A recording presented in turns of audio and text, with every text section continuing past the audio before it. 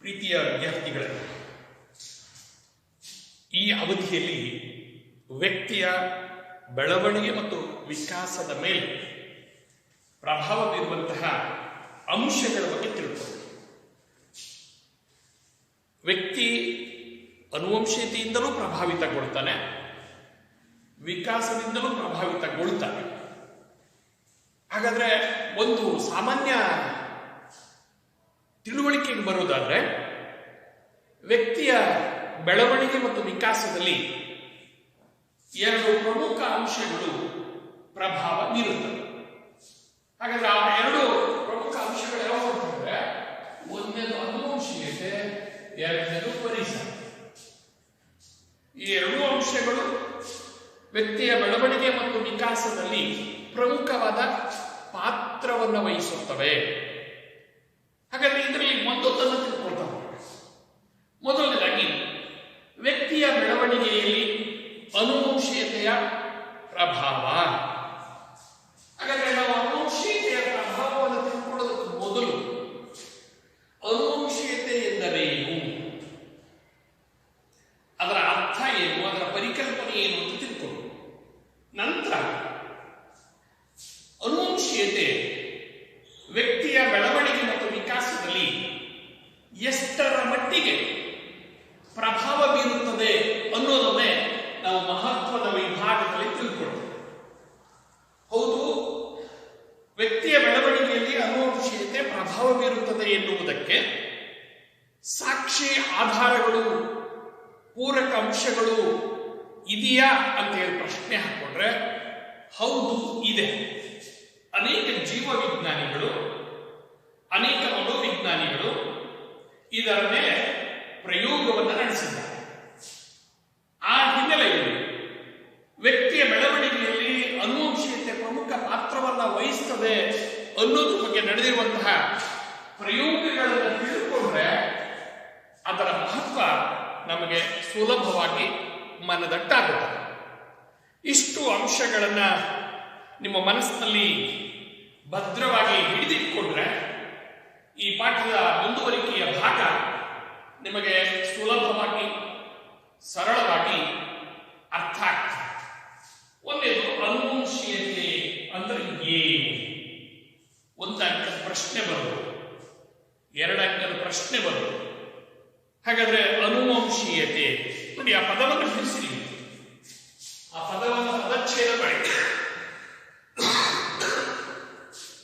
ವಂಶವನ್ನು ನಾನು ಈಗ ಕನ್ನಡದಲ್ಲಿ ಬಿಡಿಸಿ ಹೇಳ್ತಾ ಇದ್ದೆ. ವಂಶವನ್ನು ಅನುಸರಿಸಿ ಬರುವ ಗುಣಗಳು, ಗುಣಲಕ್ಷಣಗಳು. ಬಹಳ ಸ್ಪಷ್ಟವಾಗಿ ಕನ್ನಡದಲ್ಲಿ ನಾವು ಹೇಳ್ಬೋದು.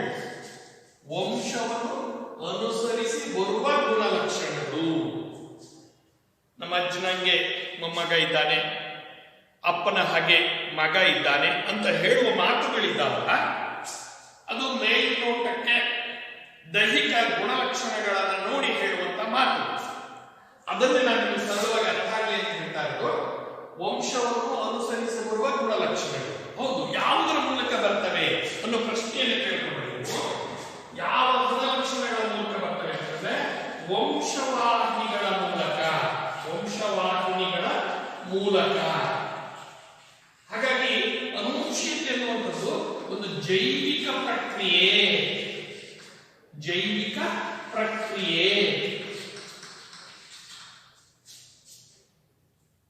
ಅದನ್ನ ನಾನು ನಿಮಗೆ ನಿಮ್ಮ ಸುತ್ತಲಿನ ಪರಿಸರವನ್ನು ನೋಡಿ ಅರ್ಥ ಮಾಡಿಕೊಳ್ಳುವಂತ ಮಾತುಗಳನ್ನು ಹೇಳೋದಾದ್ರೆ, ಹಾವು ಹಾವಿನವರಿಗೆ ಜನ್ಮ ನೀಡುತ್ತದೆ, ಹಸು ತನ್ನನ್ನೇ ಹೋಲುವ ಕರುವಿಗೆ ಜನ್ಮ ನೀಡುತ್ತದೆ. ಗಮನಿಸಬೇಕು. ಹಾಗಾದ್ರೆ ಮನುಷ್ಯ ಮಗುವಿಗೆ ಜನ್ಮ ನೀಡುತ್ತಾನೆ. ಆನೆಯ ಮರಿಗೆ ಜನ್ಮ ನೀಡುತ್ತದೆ. ಅಂದ್ರೆ ಜೀವಿಯೊಂದು ತನ್ನನ್ನೇ ಹೋಲುವ ಜೀವಿಗೆ ಜನ್ಮ ನೀಡುತ್ತದೆ.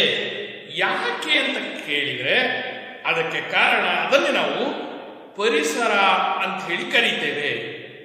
ನೀವು ಗಮನಿಸಬೇಕು. ಆನೆಯ ಮರಿಗೆ ಜನ್ಮ ನೀಡುತ್ತದೆ, ಹಾವು ಹಾವಿನವರಿಗೆ ಜನ್ಮ ನೀಡ್ತದೆ, ಮನುಷ್ಯ ಮಗುವಿಗೆ ಜನ್ಮ ನೀಡ್ತದೆ, ಹಸು ತನ್ನನ್ನೇ ಹೋಗುವ ಕರುವಿಗೆ ಜನ್ಮ ನೀಡ್ತದೆ. ಹಲಸಿನ ಮರದ ಬೀಜದಿಂದ ಹಲಸಿನ ಮರ ಹುಟ್ಟುತ್ತದೆ. ಹಲಸಿನ ಮರ ಹಲಸಿನ ಹಣ್ಣುಗಳನ್ನು ಕೊಡುತ್ತದೆ. ನೀವು ಗಮನಿಸಬೇಕು, ಮಾವಿನ ಮರ ಮಾವಿನ ಹಣ್ಣನ್ನು ಕೊಡುತ್ತದೆ, ಮಾವಿನ ವಾಟೆ ಮಾವಿನ ಗಿಡಕ್ಕೆ ಜನ್ಮ ನೀಡುತ್ತದೆ.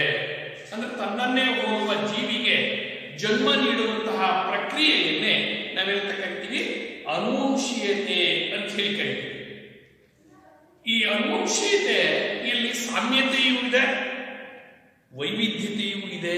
ಗಮನಿಸಬೇಕು, ಮನುಷ್ಯನ ಜನ್ಮ ಕೊಡ್ತಾರೆ ಸರಿ, ಇಲ್ಲೇ ಸಾಮ್ಯತೆ, ಇನ್ನೊಂದು ವೈವಿಧ್ಯತೆ. ಇದು ಸ್ಪಷ್ಟವಾಗಿ ಅರ್ಥ ಆಗಬೇಕು, ಗೊಂದಲ ಮಾಡಿಕೊಳ್ಳಿ. ಸಾಮ್ಯತೆ ಏನು? ತಾಯಿ ಮಗುವಿಗೆ ಜನ್ಮ ಕೊಡ್ತಾರೆ, ಅದು ಗಂಡಾಗಿರ್ಬೋದು ಹೆಣ್ಣಾಗಿರ್ಬೋದು. ಹಾಗಾದ್ರೆ ತಾಯಿ ಮನುಷ್ಯನ ಆಕಾರ ಏನಿದೆ ನಿಮ್ಗೆ ಗೊತ್ತಿದೆ, ತಲೆ ಇದೆ, ಬಾಯಿ ಇದೆ, ಹಾಗೇನೆ ಕೈಕಾಲುಗಳಿದ್ದಾವೆ ಅಲ್ವಾ? ಇದೊಂದು ಮನುಷ್ಯನ ಸಾಮಾನ್ಯ ಆಕೃತಿ. ಯಾವುದೇ ತಂದೆ ತಾಯಿಗಳು ತನ್ನ ಮಗುವಿಗೆ ಜನ್ಮ ಕೊಟ್ಟರೆ ಆ ಮಗು ಮನುಷ್ಯರ ಆಕಾರದಲ್ಲಿಯೇ ಇರ್ತದೆ.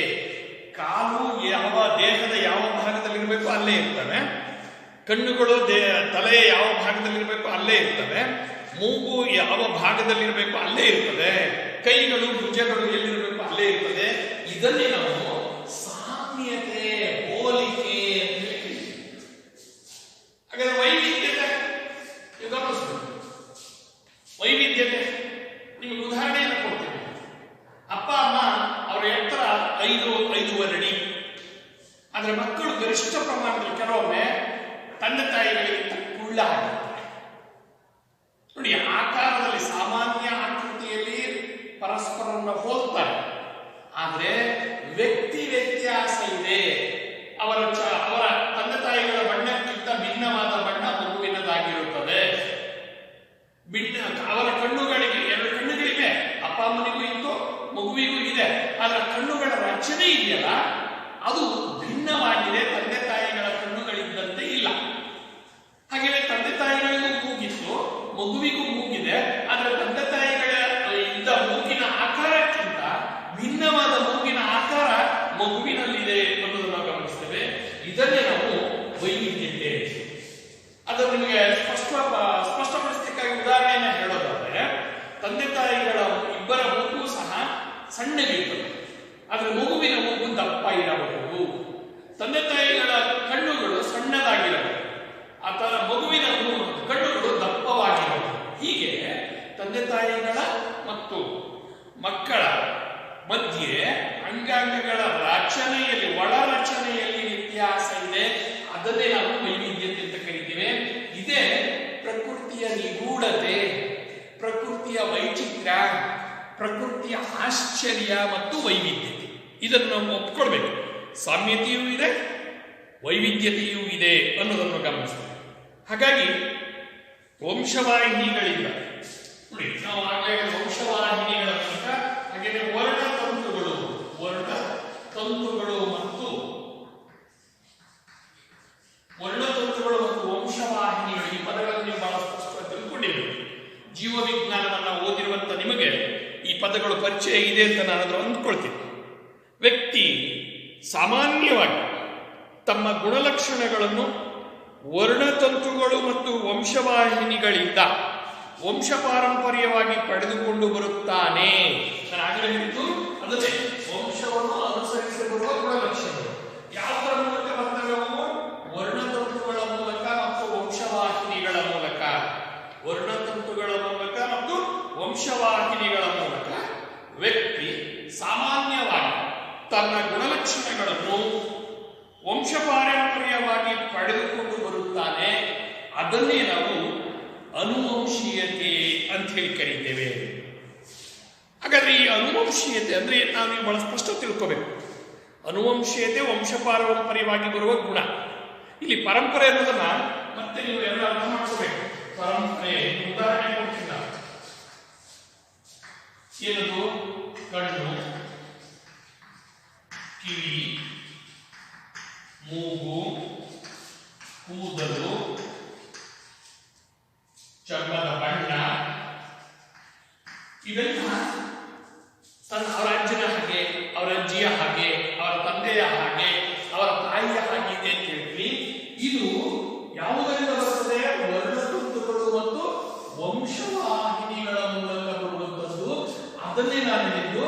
ಜೈವಿಕ ಪ್ರಕ್ರಿಯೆ.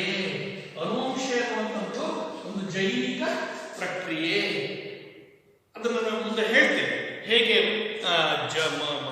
ಅಂಡಾಣು ಅಥವಾ ಯುಗ್ಮಕೋಶ ಜೀವಾಣು ಉತ್ಪತ್ತಿ ಆಗ್ತದೆ ಅನ್ನೋದನ್ನು ನಮಗೆ ಮುಂದಿನ ತರಗತಿಗೆ ಇದೇ ಅವಧಿಯಲ್ಲಿ ಹೇಳ್ತೇನೆ. ಹಾಗಾಗಿ ಅನುವಂಶೀಯತೆ ಪ್ರಭಾವ ನಮ್ಮ ದೇಹ, ನಮ್ಮ ಕಣ್ಣು, ಕಿವಿ, ಮೂಗು, ಕೂದಲು, ಹಾಗೆಯೇ ಚರ್ಮದ ಬಣ್ಣ ಮುಂತಾದವುಗಳ ಮೂಲಕ ಅನುವಂಶೀಯತೆ ಗುಣ ಅರಿದು ಬರುತ್ತದೆ. ಆದ್ದರಿಂದ ಅದೊಂದು ಜೈವಿಕ ಪ್ರಕ್ರಿಯೆ. ಅನುವಂಶ ಮತ್ತು ಪರಿಸರ ಇವೆರಡಕ್ಕೂ ವಿವಿಧ ವಯೋಮಾನದಲ್ಲಿ ಪ್ರಭಾವವನ್ನು ಬೀರ್ತದೆ.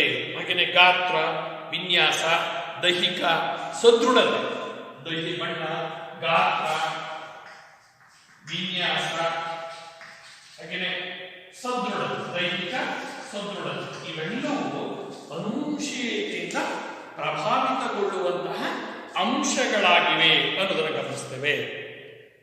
ಹಾಗಾದ್ರೆ ನಾನು ಈಗಾಗಲೇ ಸ್ಪಷ್ಟ ತಿಳ್ಕೊಂಡಿದ್ದೀನಿ, ಯಾವುದೇ ಜೀವಿಯ ಬೆಳವಣಿಗೆಯಲ್ಲಿ ಅನುವಂಶೀಯತೆ ಮತ್ತು ಪರಿಸರಗಳೆರಡೂ ಪ್ರಭಾವ ಬೀರುತ್ತವೆ. ಒಬ್ಬರ ಮೇಲೆ ಅನುವಂಶೀಯತೆ ಪ್ರಭಾವ ಜಾಸ್ತಿ ಇರಬಹುದು, ಇನ್ನೊಬ್ಬರ ಮೇಲೆ ಪರಿಸರದ ಪ್ರಭಾವ ಜಾಸ್ತಿ ಇರಬಹುದು. ಹಾಗೆಯೇ ಕೆಲವು ಗುಣಗಳ ವಿಕಾಸದಲ್ಲಿ ಅನುವಂಶೀಯತೆಯ ಪ್ರಭಾವ ಹೆಚ್ಚಿರಬಹುದು, ಕೆಲವು ಗುಣಗಳ ಬೆಳವಣಿಗೆಯಲ್ಲಿ ಪರಿಸರದ ಪ್ರಭಾವ ಹೆಚ್ಚಿರಬಹುದು. ಹಾಗಾದ್ರೆ ಈ ಅನುವಂಶೀಯತೆ ಮತ್ತು ಪರಿಸರದ ಪ್ರಭಾವಗಳು ಬೇರೆ ಬೇರೆ ವಯಸ್ಸಿನಲ್ಲಿ, ಬಾಲ್ಯದಲ್ಲಿ, ಉತ್ತರ ಯೌವನಾವಸ್ಥೆಯಲ್ಲಿ, ವಯಸ್ಕಾವಸ್ಥೆಯಲ್ಲಿ ಇವುಗಳ ಪ್ರಭಾವ ಬೇರೆ ಬೇರೆ ಪ್ರಮಾಣದಲ್ಲಿ ಆಗ್ತದೆ ಅನ್ನೋದನ್ನು ತಿಳ್ಕೊಳ್ಳಿ. ಒಟ್ಟಾರೆ ಅನುವಂಶೀಯತೆ ನಮ್ಮ ದೇಹದ ಬೆಳವಣಿಗೆಯ ಮೇಲೆ, ಬಣ್ಣದ ಮೇಲೆ, ಆಕಾರದ ಮೇಲೆ, ಗಾತ್ರದ ಮೇಲೆ, ವಿನ್ಯಾಸದ ಮೇಲೆ, ಅಂಗಾಂಗಗಳ ರಚನೆಯಲ್ಲಿ, ಕೂದಲಿನ ಬಣ್ಣ, ಕೂದಲಿನ ಗಾತ್ರ, ದೇಹದ ಗಾತ್ರ, ಎತ್ತರ, ತೂಕ ಇವೆಲ್ಲವುಗಳ ಮೇಲೆ ಅನುವಂಶೀಯತೆಯ ಪ್ರಭಾವ ಹೆಚ್ಚಿದೆ. ಹಾಗಾಗಿ ನಮ್ಮ ದೇಹ ನಮ್ಮ ಹಿರಿಯ ತಲೆಮಾರಿನವರ ಕೊಡುಗೆ. ನಮ್ಮ ದೇಹ ಹಿರಿಯ ತಲೆಮಾರಿನವರ ಕೊಡುಗೆ. ನಿಮಗೊಂದು ನೆನಪಿರಬೇಕು, ಅನುವಂಶೀಯತೆ ತಕ್ಷಣ ಕೇವಲ ನಮ್ಮ ತಂದೆ ತಾಯಿಗಳಿಂದ ಮಾತ್ರ ಬರುವಂತಹ ಗುಣಗಳಲ್ಲ. ಅದಕ್ಕಿಂತ ಹಿಂದೆ 6 ತಲೆಮಾರುಗಳು, ಅಂದ್ರೆ ನಮ್ಮ ತಂದೆ ತಾಯಿಗಳನ್ನು ಸೇರಿಸಿ ಹಿಂದಿನ 6 ತಲೆಮಾರುಗಳನ್ನು ಸೇರಿಸಿದ್ರೆ ಒಟ್ಟು 7 ತಲೆಮಾರುಗಳಿಂದ ನಮ್ಮ ದೇಹದ ಗುಣಗಳು ಹರಿದು ಬರುತ್ತವೆ. ನಮ್ಮ ತಂದೆ ತಾಯಿಗಳಲ್ಲಿ ಕೆಲವು ಗುಣಗಳು ಪ್ರಬಲವಾಗಿದ್ರೆ ಅವು ನಮಗೆ ಹರಿದು ಬರುತ್ತವೆ. ದುರ್ಬಲವಾಗಿದ್ರೆ ಇಂದಿನ ಅಜ್ಜ ಅಜ್ಜಿಯ ಗುಣಗಳು ಹರಿದು ಬರಬಹುದು, ತಾತಿಯ ಗುಣ ಹರಿದು ಬರಬಹುದು. ಒಟ್ಟಾರೆ 7 ತಲೆಮಾರುಗಳಿಂದ ನಮ್ಮ ದೇಹ ದೈಹಿಕ ಗುಣಗಳು, ಶಾರೀರಿಕ ಗುಣಗಳು ರಚನೆಯ ಮೇಲೆ ಅನುವಂಶೀಯತೆಯ ಪ್ರಭಾವ ಇದೆ ಅನ್ನೋದನ್ನು ತಿಳ್ಕೊಳ್ಳಿ. ಹಾಗಾದ್ರೆ ಈಗ ಅನುವಂಶೀಯತೆಯ ಅರ್ಥವನ್ನು ತಿಳ್ಕೊಳ್ಳಿ. ಅನುವಂಶೀಯತೆಯ ಅರ್ಥ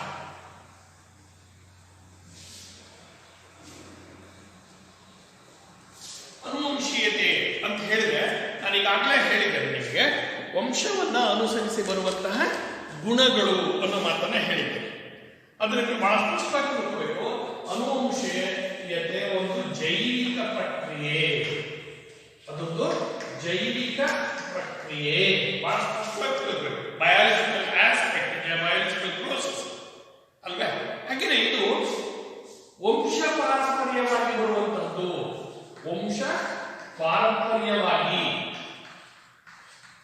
ಅಂದ್ರೆ ನಾನು ಈಗಾಗಲೇ ಹೇಳಿದ್ದೇನೆ, 7 ತಲೆಮಾರುಗಳಿಂದ ನಮಗೆ ಗುಣಗಳು ಹರಿದು ಬರುತ್ತವೆ.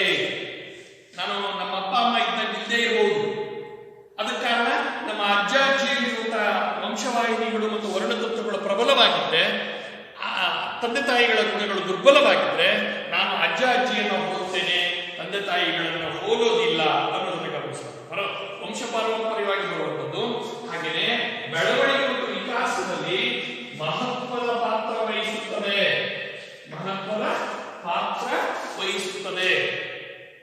ನಿಮಗೆ ನಾನೇ ಸಾಮ್ಯತೆ ಮತ್ತು ಭಿನ್ನತೆ, ವೈವಿಧ್ಯತೆ ಅನ್ನೋ ಮಾತನ್ನ ಹೇಳಿದೆ. ಅಪ್ಪ ಅಮ್ಮ ಇಬ್ಬರು ಭದ್ರಾವತಿಯ ಬಂಗಾರದ ಬಣ್ಣ, ಆದರೆ ಮಗು ಕೋಲಾರದ ಚಿನ್ನದ ಬಣ್ಣದಲ್ಲಿ ಇರಬಹುದು. ಹಾಗಂದ ತಕ್ಷಣ ಅಲ್ಲಿ ಗಂಡ ಹೆಂಡತಿ ಅನುಮಾನ ಪಡುವ ಅವಶ್ಯಕತೆ ಇಲ್ಲ. ಅವರ ಹಿಂದಿನ 6 ತಲೆಮಾರುಗಳಲ್ಲಿ ಯಾರೋ ಬಹಳ ಈ ಬಿಳಿಯ ವರ್ಣದವರಿದ್ದರಿಂದ ಆ ಮಗು ಬೆಳ್ಳಗಾಗಿ ಬಿಳಿಯ ಚರ್ಮದ ಬಣ್ಣ ಬಿಳಿದಾಗಿದೆ ಅನ್ನುವ ವೈಜ್ಞಾನಿಕ ಸತ್ಯವನ್ನು ನಾವು ತಿಳ್ಕೊಳ್ಬೇಕು ಅನ್ನುವಂಥದ್ದನ್ನ ಗಮನಿಸಬೇಕು.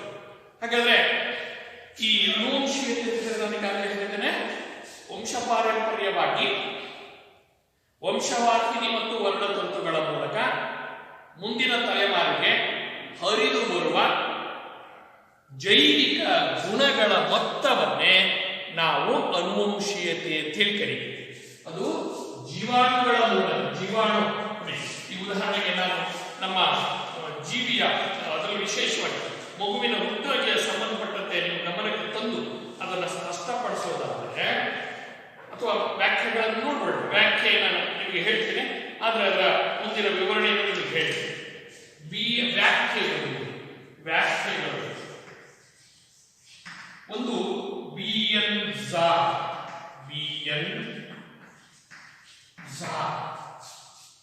ಇವರ ಪ್ರಕಾರ ವ್ಯಕ್ತಿಯ ಸಹಜ ಗುಣಧರ್ಮಗಳ ಒಟ್ಟು ಮೊತ್ತವೇ ಅನುವಂಶೀಯ.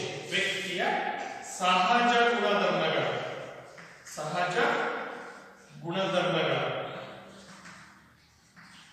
ಒಟ್ಟು ಮೊತ್ತ ಇದು ಇಲ್ಲಿ ಸಹಜ, ನ್ಯಾಚುರಲ್. ನಮ್ಮ ಅಜ್ಜ ಅಜ್ಜಿ, ಮುತ್ತಜ್ಜ ಮುತ್ತ, ಅಜ್ಜಿ ಅಜ್ಜಿ, ತಂದೆ ತಾಯಿ ಇವರೆಲ್ಲರ ಅವರೆಲ್ಲರಿಂದ ನಮಗೆ ಹರಿದು ಬರುವ ಸಹಜ ಗುಣಗಳ ಒಟ್ಟು ಮೊತ್ತ ಅಂತ ಹೇಳಿ ನಾವು ಕರೀತೀವಿ. ಹಾಗೇನೆ ಇದು ಸಹಜ ಗುಣಗಳ ಒಟ್ಟು ಮೊತ್ತ ಹೇಗೆ ಹರಿದು ಬರ್ತದೆ ಅಂತ ಅವರೇ ಹೇಳ್ತಾರೆ. ನಾನು ಈಗಾಗಲೇ ಹೇಳಿದ್ದೇನೆ, ಅದು ಜೈವಿಕ ಪ್ರಕ್ರಿಯೆ. ಜೀವಾಣುಗಳೆಂಬ ವಂಶವಾಹಿನಿಗಳ ಮುಖಾಂತರ ತಂದೆ ತಾಯಿಗಳಿಂದ ಅವರ ಮಕ್ಕಳಿಗೆ ಹಲವು ಜೈವಿಕ ಮತ್ತು ಮನೋವೈಜ್ಞಾನಿಕ ಗುಣಲಕ್ಷಣಗಳನ್ನು ಹೊತ್ತು ತರುವ ವಿಧಾನವಾಗಿದೆ. ಹಾಗಾದ್ರೆ ಅನುವಂಶೀಯತೆ ಹೇಗೆ ಬರ್ತದೆ ಅಂತ ಹೇಳಿದ್ರೆ, ಅದು ಹೇಗೆ ಹರಿದು ಬರ್ತದೆ ಅನ್ನೋದನ್ನು ನಿಮಗೆ ಇಲ್ಲೇ ಸ್ಪಷ್ಟಪಡಿಸೋದಾದ್ರೆ, ಅದೊಂದು ಜೈವಿಕ ಪ್ರಕ್ರಿಯೆ. ವಂಶವಾಹಿನಿಗಳಿಂದ, ವರ್ಣತಂತುಗಳಿಂದ ಹರಿದು ಬರ್ತದೆ ಅನ್ನೋದು. ಅದು ಮನುಷ್ಯನಿಗೆ ಸಂಬಂಧಪಟ್ಟಂತೆ ಹೇಳಿದ್ರೆ, ಮಗು ಹುಟ್ಟಬೇಕು ಅಂತ ಹೇಳಿದ್ರೆ ತಂದೆ ಪ್ಲಸ್ ತಾಯಿ. ತಂದೆಯಿಂದ ನಾವು ವೀರ್ಯ ಆಗುವುದು, ತಂದೆಯಿಂದ ವೀರ್ಯ ಆಗುವುದು, ಹಾಗೆ ತಾಯಿಯಿಂದ ಅಂಡ. ಇವೆರಡು ಸೇರಿದಾಗ ಯುಗ್ಮಕೋಶ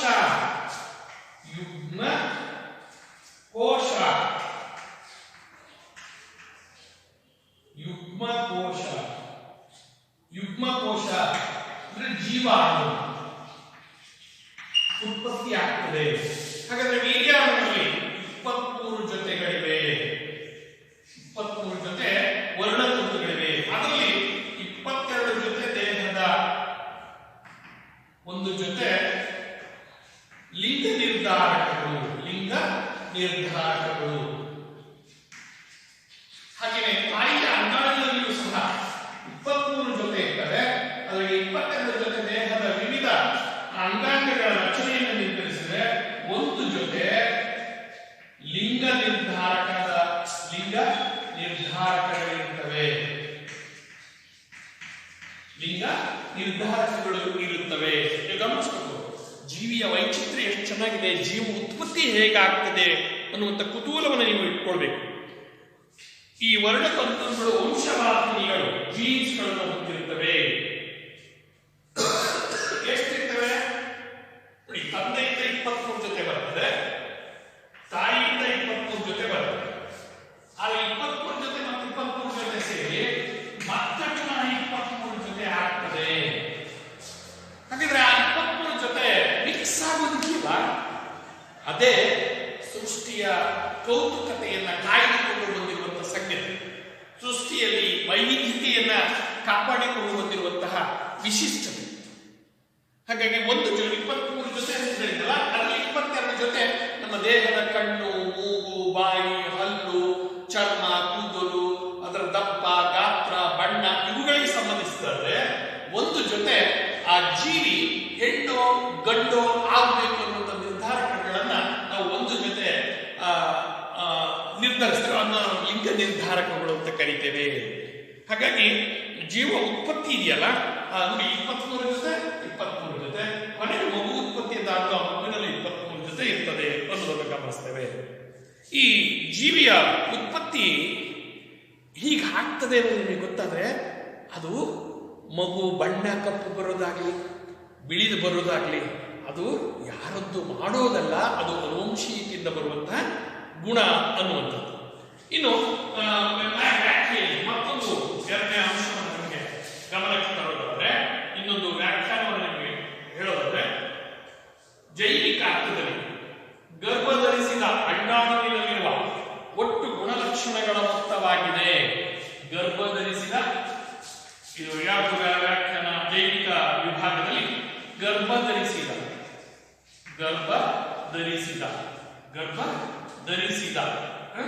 ಅನುವಂಶೀಯತೆಯ ಅಂಶಗಳು ಅಂತಂದ್ರೆ, ಗರ್ಭಧರಿಸಿದ ಅಂಡಾಣುವಿನಲ್ಲಿರುವ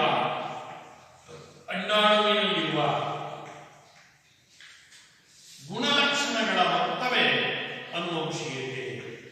ಗುಣಲಕ್ಷಣಗಳ ಮೊತ್ತವೇ ಅನುವಂಶೀಯತೆ. ನೀವು ವಿದ್ಯಾರ್ಥಿಗಳು ಜಾಣ ಹುಡುಗಾದ್ರೆ ಇದನ್ನು ಇನ್ನೊಂದಷ್ಟು ವಿಸ್ತರಿಸಿ ನಿಮ್ಮದೇ ಆದ ವ್ಯಾಖ್ಯಾನವನ್ನು ರೂಪಿಸಬಹುದು. ಏನದು? ವೀರ್ಯಾಣು ಮತ್ತು ಅಂಡಾಣುಗಳ ಮೂಲಕ ಹರಿದು ಬರುವ ವರ್ಣತಂತುಗಳ ಒಟ್ಟು ಮೊತ್ತವನ್ನೇ ನಾವು ಅನುವಂಶೀಯತೆ ಅಂತ ಹೇಳಿ ಕರೀತೇವೆ ಅನ್ನೋದರ ಗಮನಿಸಬಹುದು. ಈ ಅನುವಂಶೀಯತೆಯ ಪ್ರಭಾವ ಇದೆಯಲ್ಲ, ಅದು ಬಹಳ ಮುಖ್ಯ. ಜೀವಿಯ ಬೆಳವಣಿಗೆ ಮತ್ತು ವಿಕಾಸದಲ್ಲಿ ಅನುವಂಶೀಯತೆ ಪ್ರಮುಖವಾದದ್ದು ಎಂದು ವಾದಿಸುವಂತಹ ಮನೋವಿಜ್ಞಾನಿಗಳಿದ್ದಾರೆ. ಈಗಾಗಲೇ ನಾವು ತಿಳ್ಕೋಬೇಕು, 2 ವರ್ಷಗಳ ಪ್ರಭಾವ ಬೀರುತ್ತದೆ. ಯಾವುದರ ಮೇಲೆ? ಮಗುವಿನ ಬೆಳವಣಿಗೆ ಮತ್ತು ವಿಕಾಸದ ಮೇಲೆ. ಆದರೆ ಕೆಲವು ಮನೋವಿಜ್ಞಾನಿಗಳು ಅನುವಂಶೀಯತೆ ಪ್ರಧಾನ, ಪ್ರಮುಖ ಅಂಥೇಳಿ ವಾದ ಮಾಡ್ತಾರೆ. ಅಂತಹ ಅನುವಂಶೀಯತೆಯ ಪ್ರಭಾವವೇ ಮುಖ್ಯ ಎಂದು ಹೇಳುವಂತಹ ಮನೋವಿಜ್ಞಾನಿಗಳ ಹೆಸರು ನಿಮಗೆ ತರ್ತೇನೆ. ಅವುಗಳು ಮೆಂಡಲ್, ಇದು ಗೊತ್ತಿದೆ, ಮೆಂಡಲ್ನ ಥಿಯರಿ. ಮೆಂಡಲ್ ಥಿಯರಿ ಇದೆಯಲ್ಲ, ಮೆಂಡಲ್ ಸಿದ್ಧಾಂತ, ಅದನ್ನು ಮೆಂಡಲ್ ಅವರು, ಹಾಗೆ Morgan, Karl Pearson,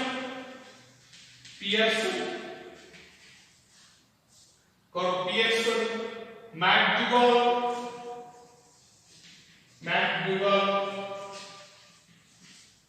again Spiesinger,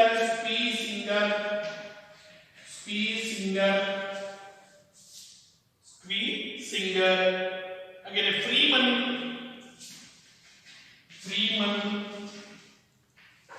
Goddard,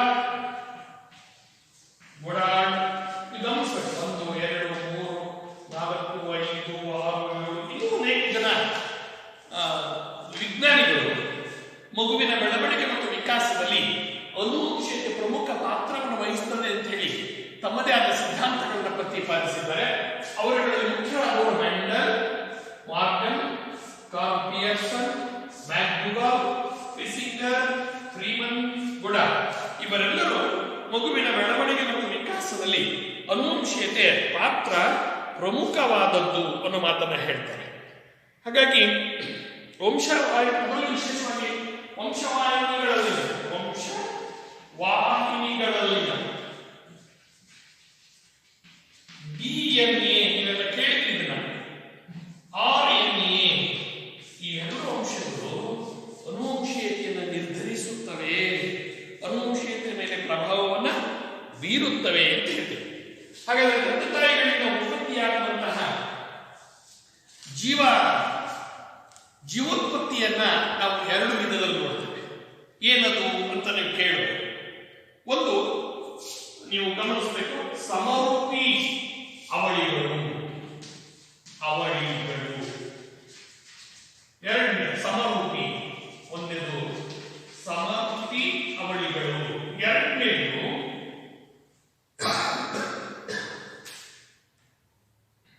ಭ್ರಾತೃ ಅವಳಿಗಳು.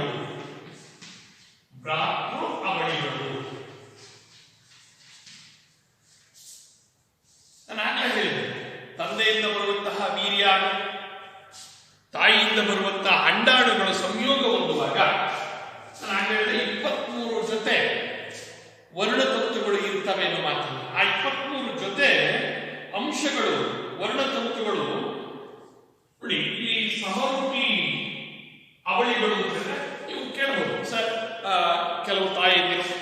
ಏಕಕಾಲಕ್ಕೆ 2 ಮಕ್ಕಳಿಗೆ ಜನ್ಮ ನೀಡುತ್ತಾರೆ ಹೇಗೆ ಅಂತ ಕೇಳಿದ್ರೆ ಅದಕ್ಕೆ ವೈಜ್ಞಾನಿಕ ತಿಳುವಳಿಕೆಯನ್ನು ನಾವು ತಿಳ್ಕೊಳ್ಳೋದು. ಏನದು? ತಂದೆಯಿಂದ 2 ವೀರ್ಯಾಣುಗಳು, ತಾಯಿಯಿಂದ 2 ಅಂಡಾಣುಗಳು. ನೀವು ಗಮನಿಸಬೇಕು, 2 ಅಂಡಾಣುಗಳು ಪ್ರತ್ಯೇಕವಾಗಿ ಗರ್ಭ ಧರಿಸಿದ್ರೆ ಅದನ್ನು ನಾವು ಭ್ರಾತೃ ಅವಳಿಗಳು ಅಂತ ಹೇಳ್ತೇವೆ. ಭ್ರಾತೃ ಅವಳಿಗಳು ಪ್ರತ್ಯೇಕ ಅಂದ್ರೆ 2 ಯುಗ್ಮ ಕೋಶಗಳು ಅಂದ್ರೆ ತಂದೆಯಿಂದ 23 ಜೊತೆ ಪ್ಲಸ್ ತಾಯಿಯಿಂದ 23 ಜೊತೆ, ಮತ್ತೊಮ್ಮೆ 23 ಜೊತೆ, ಮತ್ತೆ 23 ಜೊತೆ. ಇದು ಒಂದು ಮಗು ಆಗ್ತದೆ, ಇದು ಒಂದು ಮಗು ಆಗ್ತದೆ, ಇದು ಒಂದೇ ಮಗು ಆಗ್ತದೆ, ಇದು 2ನೇ ಮಗು ಆಗ್ತದೆ. ಇಂತಹ ಜನನವನ್ನು ನಾವು ಮತ್ತು ಜನಿಸಿರುವಂತಹ ಮಕ್ಕಳನ್ನು ನಾವು ಭ್ರಾತೃ ಅವಳಿಗಳು.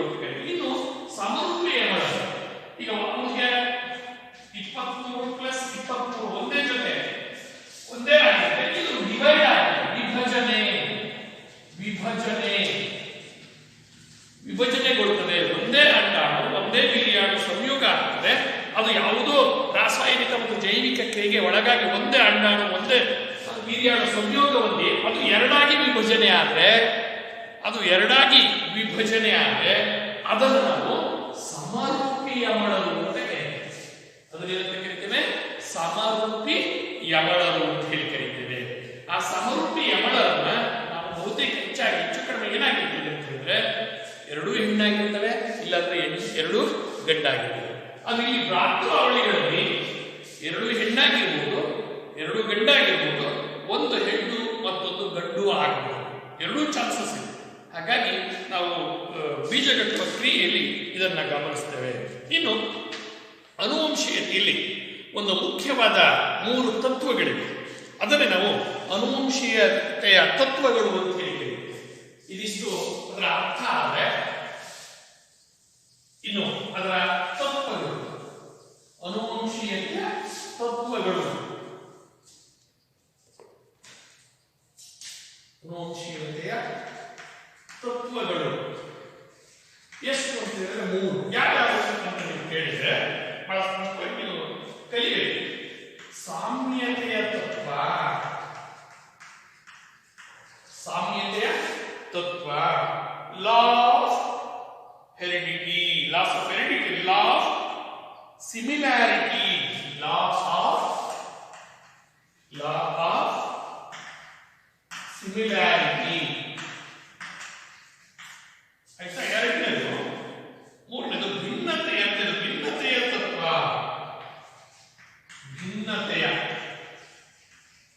ತತ್ವ, law of variation, law of variation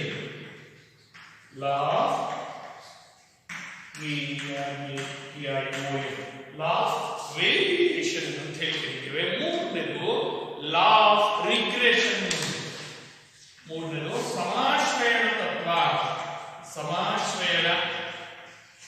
ತತ್ವ, ಲಾ ಆಫ್ ರಿಗ್ರೆಷನ್.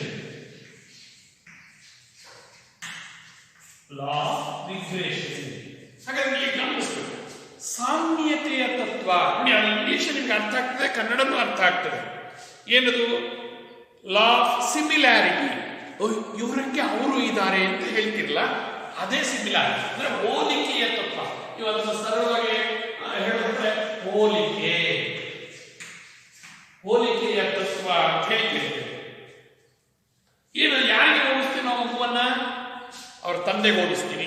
ನಾವು ತಂದೆಗೆ ಮೂಗು, ತಾಯಿಗೆ ಕಣ್ಣು, ತಾಯಿಯ ಬಣ್ಣ ಅಂತ ಹೇಳ್ತೀವಲ್ಲ, ಅದನ್ನೇ ಮಗು ಒಂದು ಅವರ ತಂದೆ ತಾಯಿಗಳನ್ನ ಹೋಲುವಂತ ರೀತಿಯಲ್ಲಿ ಇದ್ದರೆ, ಹೋಲುವಂತ ಬಣ್ಣ ಇದ್ದರೆ ಅದನ್ನೇ ನಾವು ಸಾಮ್ಯತೆಯ ತತ್ವ ಅಂತ ಹೇಳಿ ಕರೀತೀವಿ. ಇದು ಎಲ್ಲರಿಗೂ ಇರುತ್ತೆ ಅಂತೇನಿಲ್ಲ, ಇದೊಂದು ಸಾರ್ವತ್ರಿಕ ತತ್ವ ಅಲ್ಲ. ಇದು ಸಾರ್ವತ್ರಿಕತೆ ಇಲ್ಲ. ಕೆಲವರಲ್ಲಿ ಇರಬಹುದು, ಕೆಲವರಲ್ಲಿ ಇಲ್ಲದೆ ಇರಬಹುದು.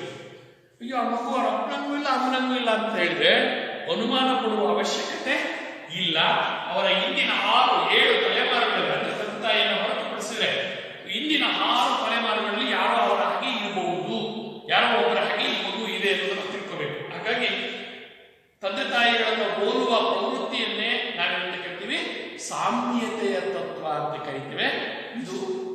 ತಕ್ಷಣ ತಂದೆ ತಾಯಿಗಳಂತೆಯೇ ಮಗು ಇರಬೇಕೆಂದೇನೂ ಸಾಮಾನ್ಯ ನಿಯಮ ಅಲ್ಲ. ಅದು ಅದಕ್ಕೆ ಭಿನ್ನವಾಗಿ ಇರಬಹುದು. ಆ ಭಿನ್ನವಾಗಿರೋದನ್ನೇ ನಾವು ಭಿನ್ನತೆಯ ತತ್ವ, ಲಾ ವೇರಿಯೇಷನ್ ಅಂತ ಹೇಳ್ತೇವೆ. ತಂದೆ ತಾಯಿಗಳನ್ನು ಹೋಲುವಂತೆ ಇರುವುದು ಸಾಮ್ಯತೆಯ ತತ್ವ, ತಂದೆ ತಾಯಿಗಳನ್ನ ಹೋಲದಂತಿರುವುದು, ಈಗ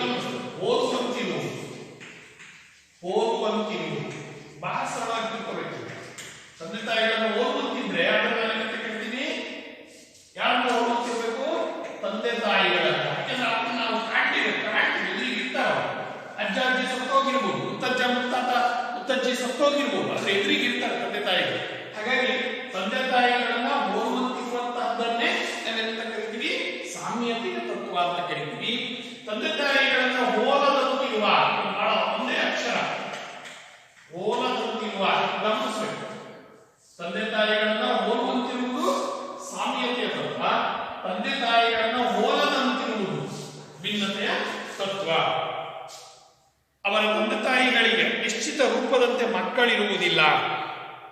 ಶಾರೀರಿಕ, ಅದು ಯಾವ ಅರ್ಥದಲ್ಲಿ ಅವರನ್ನು ಹೋಲ್ತಾ ಇರಲ್ಲ ಅಂತ, ಕೆಲವರು ಶಾರೀರಿಕವಾಗಿ ಹೋಲ್ದೇ ಇರುವುದು, ಆದ್ರೆ ಅವರ ಧ್ವನಿ ಹೊಂದಾಣಿಕೆ ಆಗಿದೆ, ಅವರ ಬುದ್ಧಿಮತ್ತಿಕೆ ಹೊಂದಾಣಿಕೆ ಇರಬಹುದು, ಅವರ ಆತರ ಅವ್ರು ಮಾಡುವ ಕೆಲಸದಲ್ಲಿ ಅವರ ಸಾಮ್ಯತೆ ಇರಬಹುದು. ಶಾರೀರಿಕವಾಗಿ ಮಾನಸಿಕವಾಗಿ ಭಿನ್ನರಾಗಿರುವ, ಯಾರಿಂದ? ತಂದೆ ತಾಯಿಗಳಿಂದ ಶಾರೀರಿಕವಾಗಿ ಮಾನಸಿಕವಾಗಿ ಭಿನ್ನರಾಗಿರುವ ಮಕ್ಕಳನ್ನು ನೋಡಿದಾಗ ಅವರನ್ನು ನಾವು ಯಾವ ತತ್ವಗಳಿಗೆ ಹೋಲಿಸ್ತೇವೆ? ಭಿನ್ನತೆಯ ತತ್ವಕ್ಕೆ ಹೋಲಿಸ್ತೇವೆ. ಶಾರೀರಿಕವಾಗಿ ಮಾನಸಿಕವಾಗಿ ಮಗುವನ್ನು ತಂದೆ ತಾಯಿಗಳನ್ನು ಹೋಲುವಂತಿದ್ದರೆ ಅದನ್ನ ಸಾಮ್ಯತೆಯ ತತ್ವ ಅಂತ ಹೇಳಿ ಕರಿತೇವೆ. ಇದಕ್ಕೆ ಕಾರಣ ತಂದೆ ತಾಯಿಗಳ ಇಂದ ಬರುವಂತಹ ವರ್ಣತಂತುಗಳ ಜೋಡಣೆ, ಮಿಕ್ಸ್ ಅಂತ ಹೇಳ್ತೀವಲ್ಲ, ಮಿಶ್ರಣ ಆಗುವಂತಹ ಜೋಡಣೆಯಲ್ಲಾಗುವಂತಹ ವ್ಯತ್ಯಾಸವೇ ಇದಕ್ಕೆ ಪ್ರಮುಖವಾದಂತಹ ಕಾರಣ ಅನ್ನೋದನ್ನು ತಿಳ್ಕೋಬೇಕು.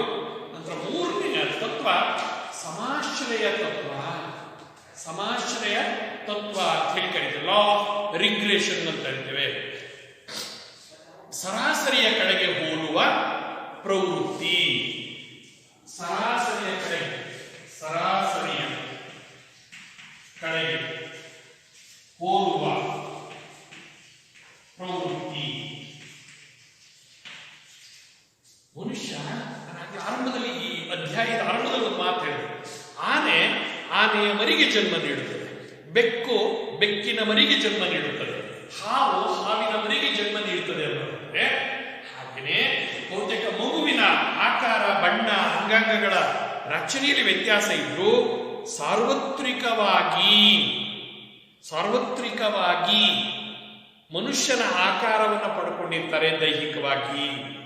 ಹಾಗೇನೆ ನಾವು ಒಮ್ಮೊಮ್ಮೆ ಏನಾಗುತ್ತೆ, ಅಪ್ಪ ಅಮ್ಮ ದಡ್ರು ಅಂತ ನಾವು ತೀರ್ಮಾನ ಮಾಡಿದ್ರೆ ದಡ್ರಾಗಿದ್ರೆ ಮಗು ಜಾಣರಾಗಬಹುದು. ಆ ಮಗು ಈ ಮಗು ಅವ್ರ ಮಗುನ ಅವ್ರ ಅಪ್ಪ ಅಮ್ಮ ಬಹಳ ದಡ್ರಪ್ಪ, ಶತದಡ್ರು, ಆದ್ರೆ ಈ ಮಗು ಬಹಳ ಬುದ್ಧಿವಂತ ಅಂತ ಹೇಳ್ತೀವಿ. ಹಾಗೇನೆ ತಂದೆ ತಾಯಿಗಳು ಮೇಷ್ಟ್ರು ಇಬ್ರು ಜಾಣರು, ಪ್ರತಿಭಾವಂತರು, ಆದ್ರೆ ಮಗು ದಡ್ಡ ಅಂತ ಹೇಳ್ತೀವಿ.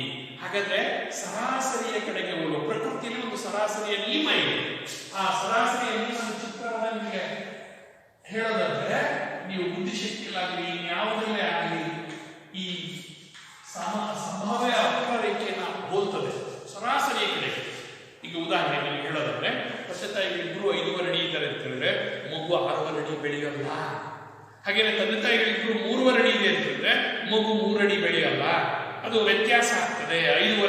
3.5 ಅಡಿ ಇರುವ ತಂದೆ ತಾಯಿಗಳ ಮಗು ಒಂದು 5 ಅಡಿ ಬೆಳೀಬಹುದು. ಹಾಗೇನೆ 5.5 ಅಡಿ ಇರುವ ಎತ್ತರ ಉಳ್ಳಂತ ತಂದೆ ತಾಯಿಗಳ ಮಗು ಒಂದು 5 ಅಡಿ ಬೆಳೀಬಹುದು. ಅದನ್ನೇ ನಾವು ಸರಾಸರಿಯ ಕಡೆಗೆ ವಾಲುವ ಪ್ರವೃತ್ತಿ ಅಂತ ಹೇಳಿ ಕರಿತೇವೆ. ಇದನ್ನೇ ನಾವು ಸಮಾಶ್ರಯ ತತ್ವ ಅಂತ ಕರಿತೇವೆ. ತಂದೆ ತಾಯಿ, ಅದಕ್ಕೆ ಹೇಳೋದು ನಾನು, ಪ್ರತಿಭಾವಂತ ತಂದೆ ತಾಯಿಗಳ ಮಕ್ಕಳು ದಡ್ಡರಾಗಿರಬೇಕು, ದಡ್ಡ ತಂದೆ ತಾಯಿಗಳ ಮಕ್ಕಳು ಪ್ರತಿಭಾವಂತರಾಗಿರಬೇಕು. ಅದಕ್ಕೆ ಕಾರಣ ಅವರ 7 ತಲೆಮಾರುಗಳಿಂದ ಹರಿದು ಬರುವಂತಹ ಗುಣಗಳು ಅನ್ನೋದನ್ನು ತಿಳ್ಕೊಂಡು, ಇದಿಷ್ಟು ಈ ತರಗತಿಯಲ್ಲಿ ನೀವು ತಿಳಿದುಕೊಂಡಿರುವಂತಹ ಅನುವಂಶೀಯತೆ, ಅದರ ಅರ್ಥ, ಮಹತ್ವ ಮತ್ತು ಅನುವಂಶೀಯತೆಯ ತತ್ವಗಳು. ಮುಂದಿನ ತರಗತಿಯಲ್ಲಿ ಅನುವಂಶೀಯತೆ ಮಗುವಿನ ಬೆಳವಣಿಗೆ ಮತ್ತು ವಿಕಾಸದಲ್ಲಿ ಪ್ರಭಾವ ಬೀರುತ್ತದೆ ಎನ್ನುವುದನ್ನು ಸಾಬೀತುಪಡಿಸಲಿಕ್ಕಾಗಿ ಮನೋವಿಜ್ಞಾನಿಗಳು ಮಾಡಿರುವಂತಹ ಪ್ರಯೋಗಗಳ ಬಗ್ಗೆ ತಿಳ್ಕೊಳ್ಳೋಣ.